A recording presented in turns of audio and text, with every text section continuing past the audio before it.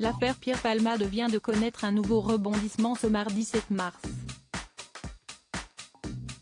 Le magistrat désigné pour statuer sur le référé détention a estimé qu'il n'y avait pas lieu de suspendre l'ordonnance de mise en liberté jusqu'à l'audience de la chambre de l'instruction. L'humoriste repasse donc sous le régime du contrôle judiciaire. Il n'est plus considéré comme en détention provisoire. L'escorte policière ne sera plus devant sa chambre d'hôpital à compter de maintenant.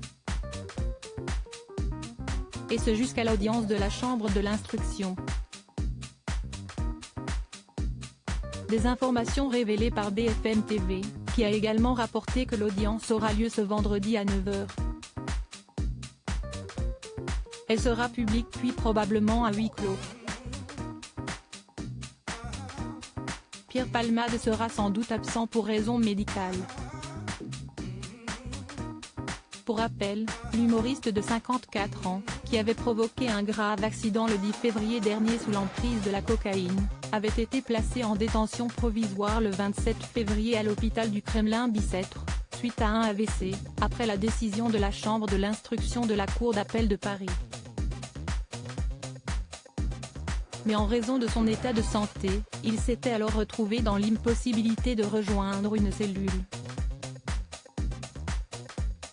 Il avait depuis été transféré à l'hôpital Marie-Lannelongue au Plessis-Robinson, pour subir une intervention chirurgicale de 48 tâches. Grièvement blessé et défiguré au moment de l'accident, il avait percuté une voiture dans laquelle se trouvaient 3 personnes. A commencer par Yüksel, conducteur âgé de 38 ans qui est sorti du coma artificiel dans lequel il était plongé mais ne peut pas bouger, parler ou communiquer, selon son avocat Maître Batik. Son fils de 6 ans, Devrin, était aussi présent à l'arrière du véhicule. Grièvement blessé et défiguré, il a pu quitter l'hôpital. Quant à Mira, 27 ans, enceinte au moment de l'accident, elle a perdu l'enfant qu'elle attendait bien qu'il soit né vivant par césarienne durant quelques minutes. A noter qu'en marge de cette affaire, Pierre Palmade a été victime d'un AVC il y a plus d'une semaine. Il était également soupçonné de pédopornographie mais aucun fichier n'a été retrouvé dans son ordinateur, ce qui laisse à penser que ce dossier n'est désormais plus d'actualité.